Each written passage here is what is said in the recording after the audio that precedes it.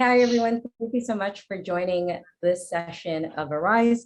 Today, the topic is ML Platform Power Builders. And I have two incredible guests joining me today, Smitha Sham from Uber and Josh Bear over from Spotify. I'll go ahead and first introduce myself and then hand it over for our guests to introduce them. So my name is Aparna, one of the founders and Chief Product Officer over here at Arize. Super excited about hosting Observe Summit, and all questions for this talk itself will be answered in the Slack community channel. So feel free to hop in there and ask questions as we're going through this. Smitha, do you want to kick us off and do an intro of yourself? Absolutely.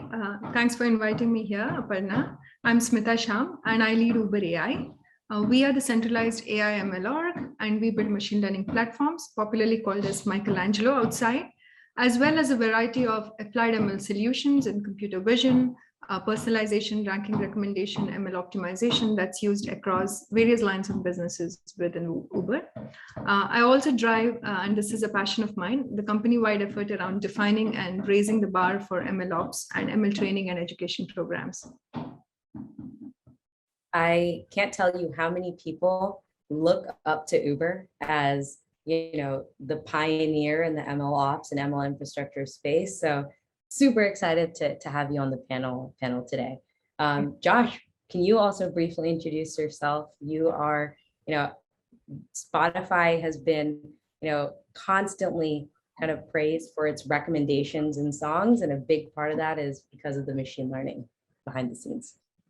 Yeah, thanks. I can't take credit for any of that. But what I have been doing for the last 8 years or 9 years, close to 9 years at Spotify, is building data infrastructure. And for the last 4 years, 4 to 5 years, I've been working on building out our ML platform efforts. So at Spotify, obviously, we use machine learning all over the applications, from those great Discover Weekly, the personalized playlist, to just the overall experience. And I think we'll talk about that a little bit more. But the ML platform effort, which I lead the product side of, we build a lot of infrastructure to make sure those people building out those great products are efficient and are able to build really powerful experiences that are continually improving. That's incredible.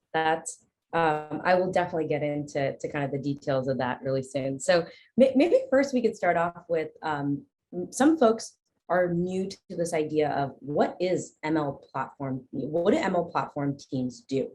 How are they different than regular kind of, ML teams that are focused on specific functions or specific roles?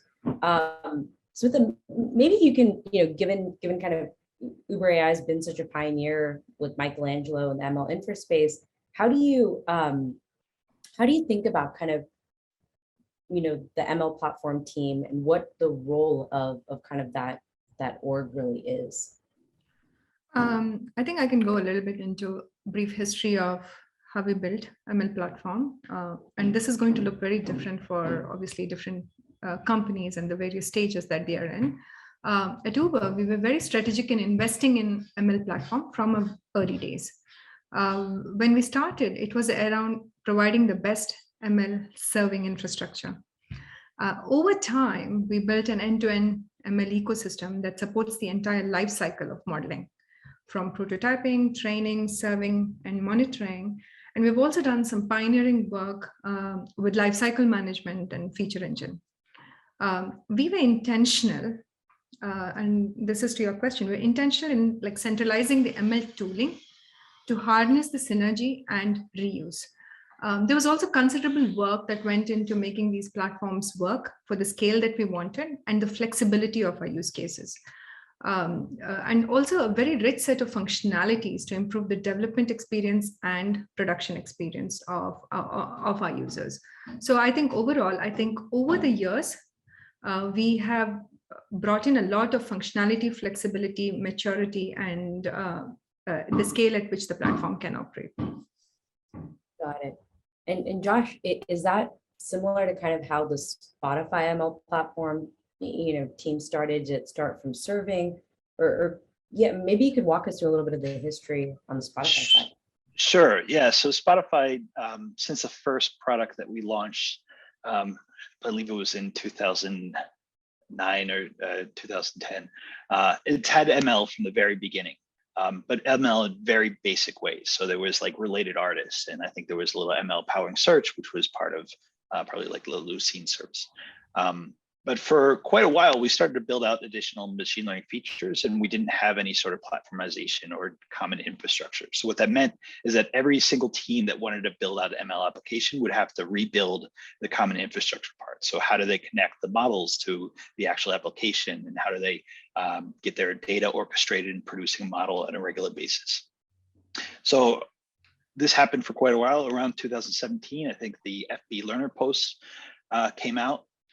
The Facebook's FB Learner Flow post came out, and it really sort of like woke up a lot of folks around, hey, there's this whole world of building out machine learning infrastructure and platform out there. And we are suffering from the same problems that are being mentioned in this post, and also the hidden technical debt paper, of course, that came out. And it resonated with a lot of our teams.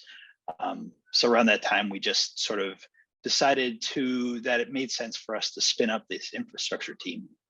And our first step was really just around understanding what's going on at the company, what frameworks are people using, how are they deploying models, and trying to create some sort of more standard policies around how that could be done. So that if you're building out a new service using ML, you'd follow these particular pathways. And eventually it sort of graduated to building blocks that help you do those things faster, and then eventually evolved to a full platform, which we are today. Got it. What would you say are kind of the components of that? I think, Smitha mentioned serving was kind of where the first big component that Uber started with, but what do you guys think about as the different components of the ML platform to you? Yeah, so right now it kind of breaks down fairly easily by the number of teams that are in our ML platform group. It's something that probably will evolve over time, but right now there are 4 primary teams that serve sort of the ML workflow, the end-to-end ML workflow. So the first team deals with like the orchestration of the machine learning workflow components. We use Kubeflow to orchestrate a lot of our stuff, and TFX under the hood, TensorFlow extended. So we have a team managing a lot of that infrastructure, continuing to develop, making sure it's up to date, and working with our user base, creating like what we call golden paths, ways to develop your machine learning models. We have a second team that's focusing on just the feature infrastructure. So that's one of the more common problems that we ran into when we were trying to standardize tools, is everybody was creating their features a different way and storing them in a different way and connecting them to their services in different ways. So we built up some standardized tooling and interfaces that allows you to easily interact with the features. And we're building out like our feature marketplace strategy, which is the idea that everybody can sort of publish to a common marketplace, just like Amazon Marketplace exists. You can publish to this marketplace and other people could consume it without having to have sort of like this direct conversation. So that's our second team. Our third team deals with model serving. So how do we scale out our models to our millions of users around the world in an easy fashion, dealing with redeployment of these models and changes that you might need to make, the experience alignment with our A/B tests. And our last team is sort of like the overview. It's kind of like the face of our platform. How do you track the different components and the flows, and how does that experience connect together? That was super helpful to understand just kind of how you guys think about it. And Smitha, would love to hear kind of how do you think about kind of the way to structure Uber's AI group? In terms of, so I think let's talk first in terms of the platform aspects of it, and then I think your question is, what about the entire ecosystem of AI ML, which is a lot more than just the platform. I think when again, it is very different to the size of the company and where the team is. But let's say for something that's kind of, where you're dealing with sophisticated users of ML at scale, my suggestion is to organize your platforms in a way that makes sense from a system perspective. Not essential. Don't try to fit the platform into kind of like the teams and the people that you have, that inherently leads to poorer outcomes.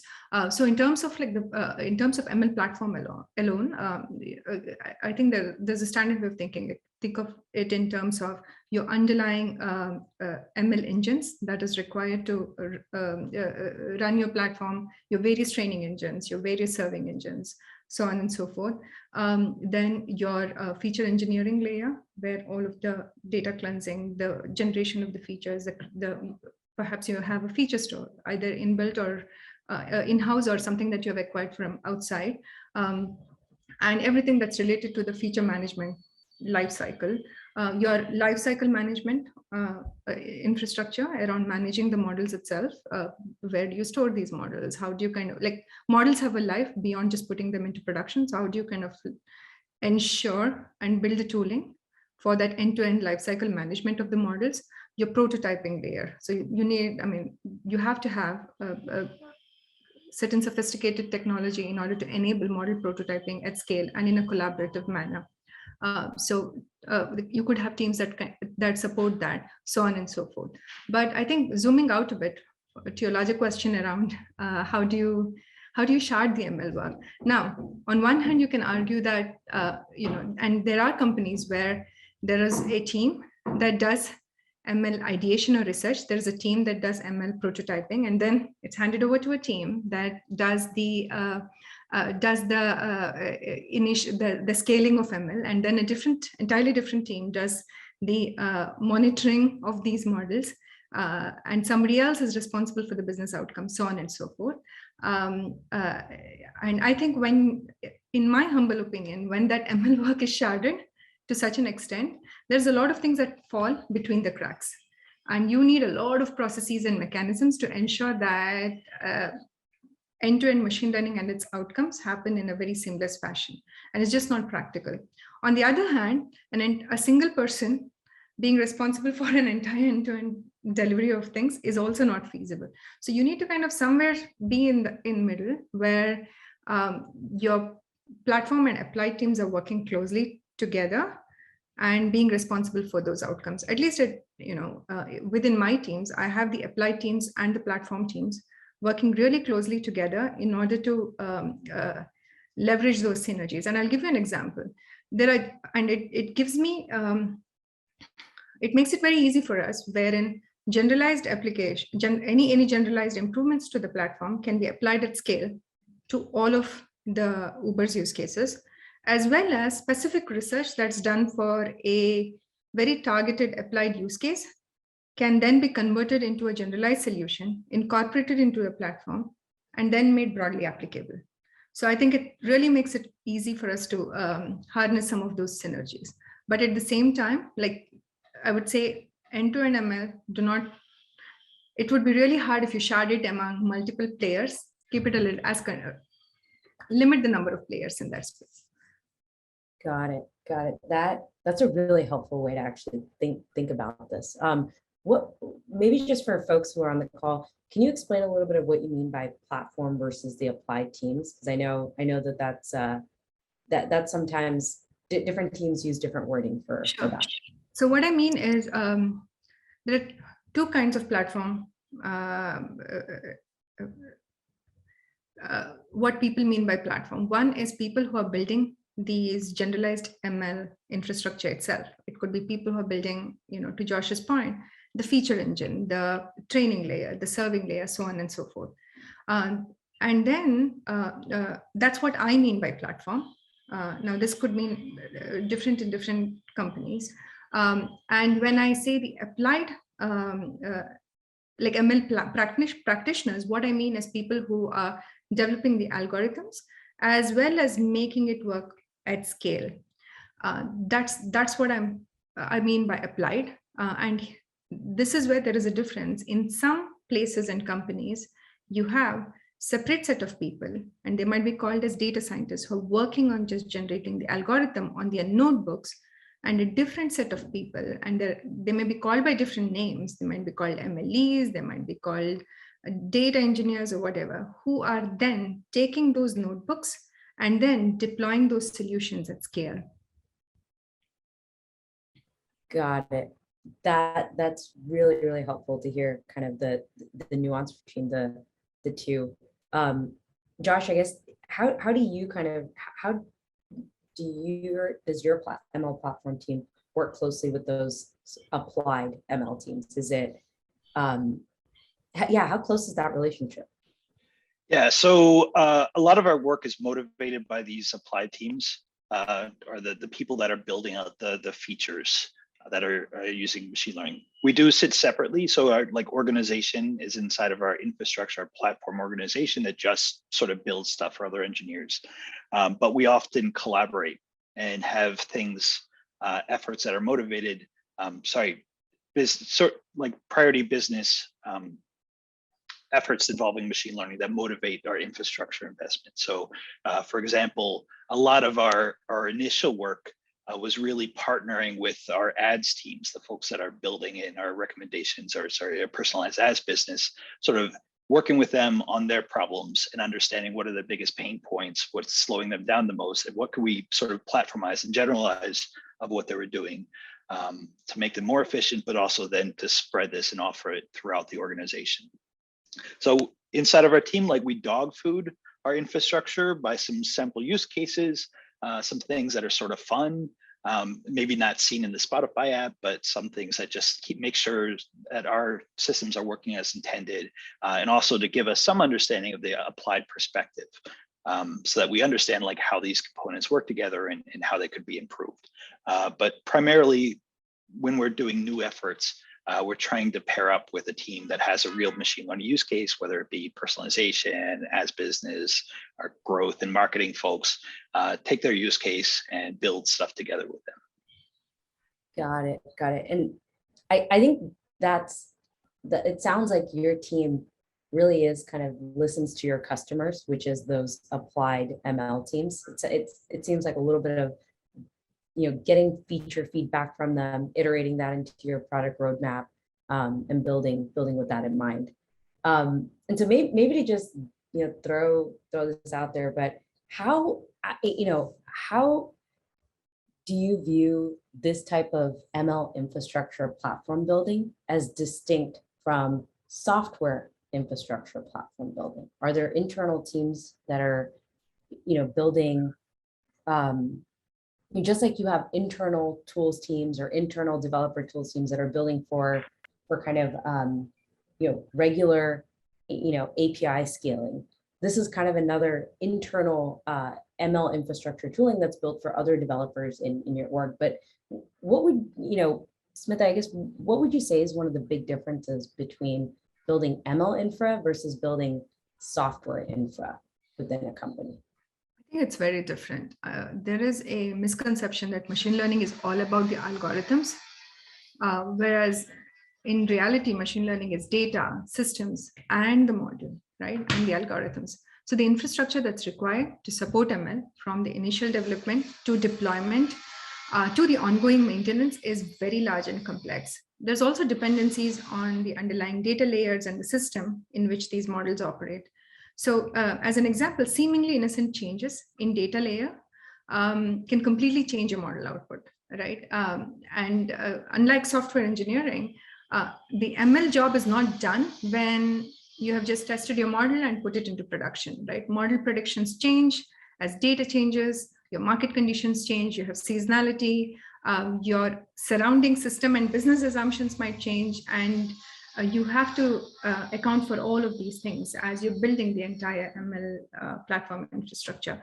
So I think it's like it's a superset of what goes into your software engineering, software infrastructure, your data infrastructure, and then things that are unique to modeling itself. Yeah, I think it sounds much more complex than kind of, what just general software infrastructure kind of building. Would you agree with that, Josh? Is that kind of what you see at Spotify too? Yeah, absolutely. I agree with a lot of what Smith said. I think when we started out, our model was sort of building on the shoulders of giants, because a lot of what we originally did sort of was leveraging all of our efforts in the data world and the backend world. But this was the point, like combining a lot of those stuffs together in these living systems. that have to be very well coordinated, and that's the extra complexity that the ML's infrastructure and the platformization addresses, is trying to smooth out the process of this complexity of the data and the algorithm and training and the different types of environments you might need to train in, the resources you might need to use with the backend components and how our systems like the CI/CD process and all that stuff flows in. So I would say it's absolutely built on top of those and leverages a lot of our great learnings. And sometimes our efforts, like when we're building out feature systems, are fairly similar to how we track metrics. So there's some similarities, and we can leverage systems across the different layers. But we have this whole domain of machine learning that adds the extra complexity, and that's what the ML infrastructure development addresses. Got it. How do you decide kind of which, how do you approach that, I guess, build versus buy calculus? Do you decide, how do you decide, I guess, today of, what is something that's worth building? What is something that's not worth building for the ML life cycle?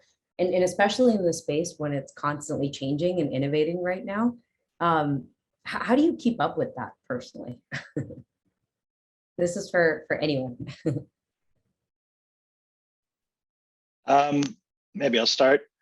So it's an interesting question, and what's great is that it's actually a realistic question that we can consider now. When we started out in 2017, 2018 on this, there wasn't really a lot of solutions out there that address their needs that we had as options to buy.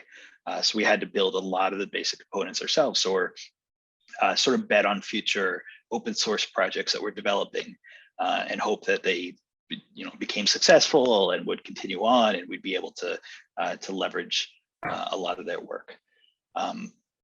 Now, though, what we look at is we try to see the gaps in our infrastructure and where we're not able to have developed something in the past, or might not be able to develop something fast in the future, and look what's out there and see if one of these vendors or these products that are out there can move faster than we can on developing them.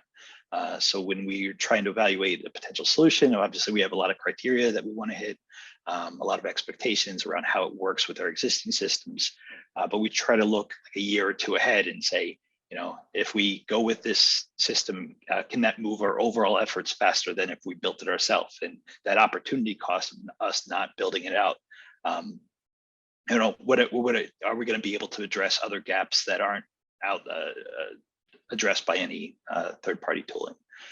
So it's a complex, I guess, set of math that we have to do, but it's just great that it is an option now that we have.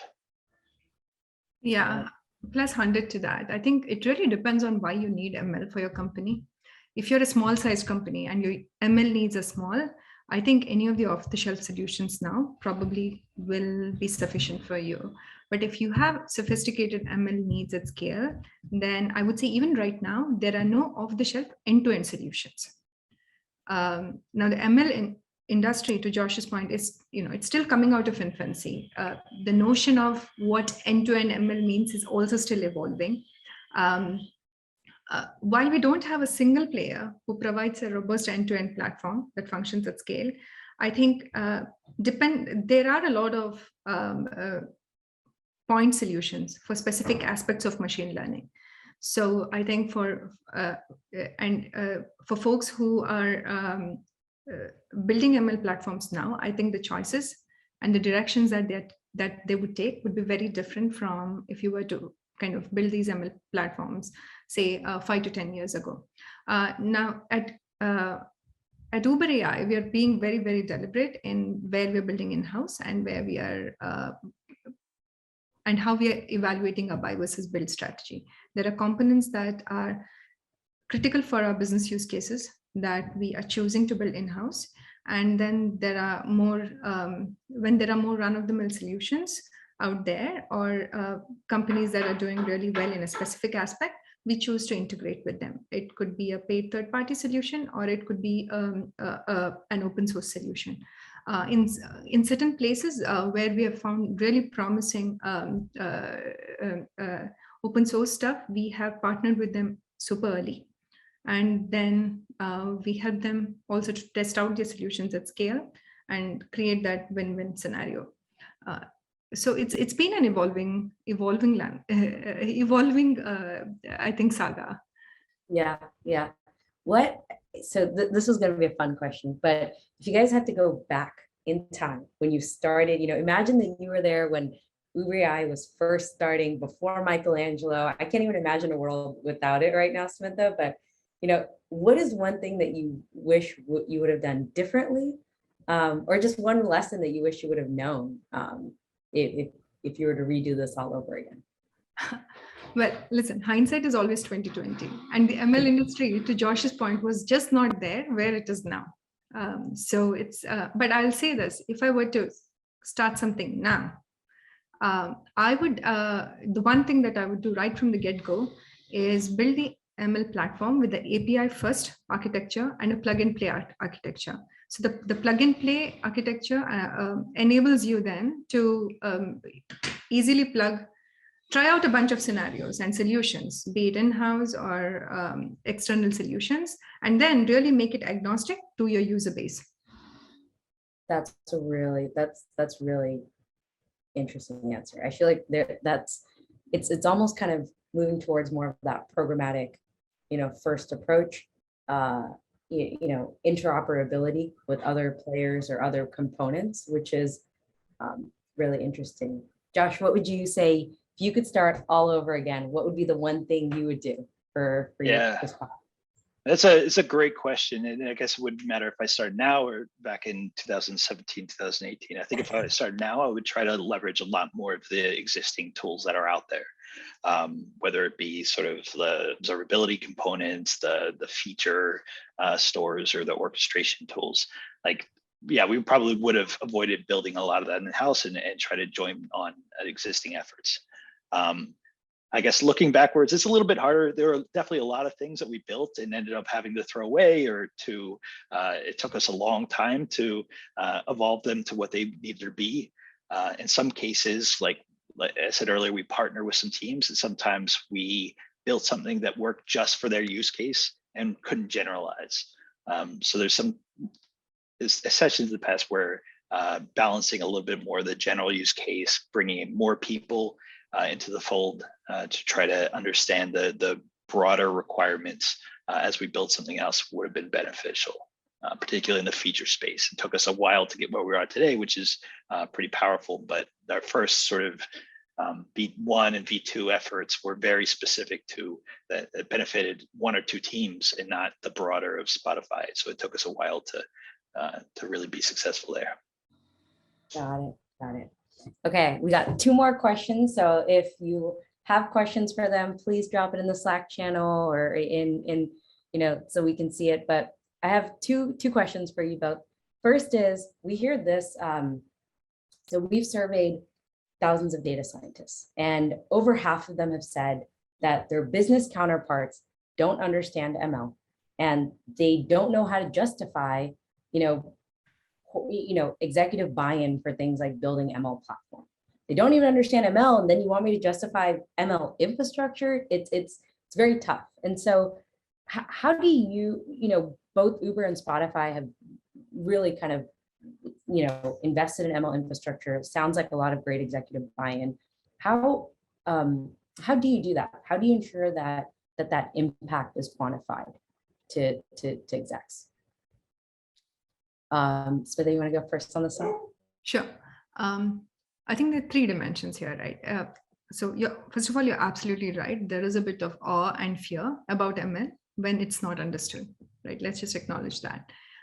That said, however, I think in my opinion, it's not that difficult to quantify the impact of ML. It's not a straight line. It's not a formula. You do not have a straightforward formula to translate your model output to revenue numbers. That's never going to happen. However, it should be fairly clean way to go from your model output to indicators that matter to your company. I mean, and depending on the business you're in, it could be conversion rates, it could be watch time, it could be match rates, whatever that is. You should have that translation. And then from those indicators, it should be fair enough to kind of, for folks who are in business to infer, this is important.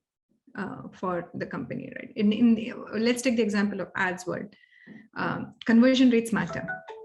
Right, that's been, and different types of conversion rates matter, and the storytelling, the narration should be around how ML helps in improving those conversion rates. After that, how the conversion rates translates to the business numbers, that is well understood, and that can, that can stand on its own. I think that would be the approach that I would use for some of these players who are trying to establish that that buy-in from their exec or business team. Now, coming to the third part around like, how do you then quantify the need of investing in ML infrastructure? I think the exec buy-in for your ML platform should be then a combination of the impact of the models and the modeling work. And then the second part is the time spent in creating these models. Now, that's an important factor. Think of it as numerator and denominator, right? And how your platforms accelerate both of this is where you should then emphasize that executive buying. Got it. That is super well said. Okay, looks like Josh, you're taking us home on our very last question here. I think ML platform has become one of the sexiest jobs that we hear folks want to join. What is your recommendation for folks to join ML platform teams, and how do they best set themselves up to be where you and Smith are today? Yeah, that's a really great question. And we're looking for a lot of folks. If there are people in the audience that are interested. I think a lot of the best people that I work with that are part of contributing to our ML platform efforts come from at least 3 different backgrounds. One is that they were on the other side. They were building the machine learning models and the applications, and they dealt with the struggles firsthand and the complexity of dealing with the data or managing the features or the model serving. Quite often what happens, and how a lot of the people have joined my team, is that they've struggled so much that they wanted to fix the root cause of the problem. That's the infrastructure and platform. The other 2 areas is we get a lot of people from the backend domains, so the data domains, that are interested in understanding and upskilling their skills with machine learning. There's a lot of stuff that we do that's incredibly relevant to have that sorts of backgrounds, from feature tooling to model serving to the orchestration. A lot of the skills are in common, so we get a lot of that. So I'd say, yeah, just reach out, get interested. There's a ton of great resources online and classes where you can understand this. The whole ML ops community is just exploding still. So there's a lot of places where you can go in and learn and ask other people how they got started. And of course, there's a ton of opportunities, including places like Uber and Spotify, to actually apply some of these things. Awesome. Well, thank you both so much. This has been probably one of the best sessions yet. So I really enjoyed and learned a lot from both of you. To reach out and connect, both Smitha and Josh's info will be in the Observe, the Observe sessions and in the Slack community. So feel free to shoot your questions over there. Thank you, everyone. Thanks for joining. Thank you. Cheers.